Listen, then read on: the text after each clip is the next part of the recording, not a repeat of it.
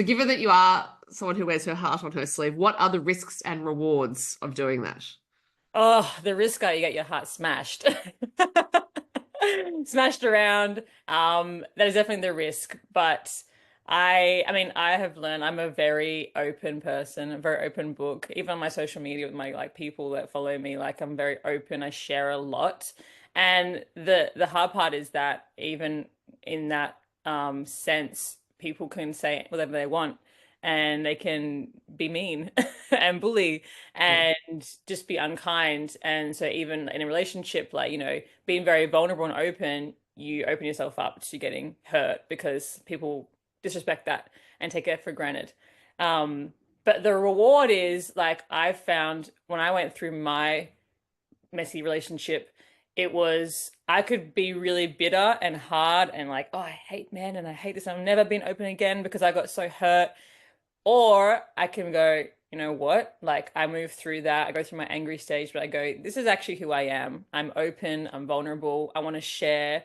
And in my sense, like I'm sharing to create relationships with other people, to create closeness. I feel like in relationships, you have to have that vulnerability. Otherwise, it's all surface level stuff.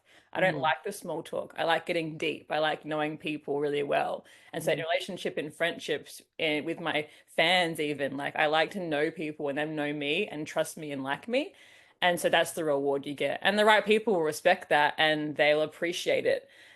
People have told me, I love your transparency. I'm like, I'm really glad because that's what I want to be. I want to be transparent and open, and we can all have stories that we can relate to each other and go through life together because everyone's going through something and everyone has their own story. And I feel like if people could share what they went through, it could inspire so many people that go through similar things. So if I can be one person that does that, then that's good.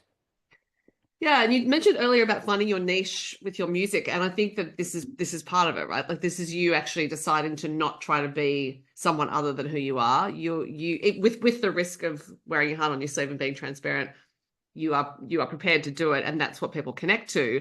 But it is, I would think in a world where, yeah, you've got to come up with your brand, you've got to have the niche follower, you've got to have you ideally creating music that's going to be on radio or be on playlists.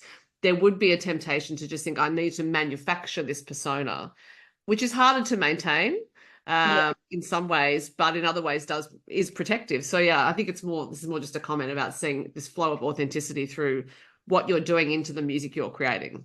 Yeah, and I mean, that's so great that you said that, Sophie, because even I was talking to one of my friends and I was like listening to my songs and they're all a bit different. Like they're not all the same kind of sound all the time. And I said, is this a problem? Like that they're all quite different? Like what's my thing? And she goes, the thing is that you're telling a story in every single one. Even if you're not telling like a heart and a sleeve story where it's a full-blown thing, you're actually saying something in every single song. It's not just a throwaway pop song where it's just like, oh, happy-go-lucky. She's like, you're actually saying something. And certain listeners will appreciate that and like that because they want to hear the stories. And I was like, okay, you know what? I can go with that. Because that's how I feel when I write. I want to write about things that are happening and say something. And so, yeah, I'm glad that comes across.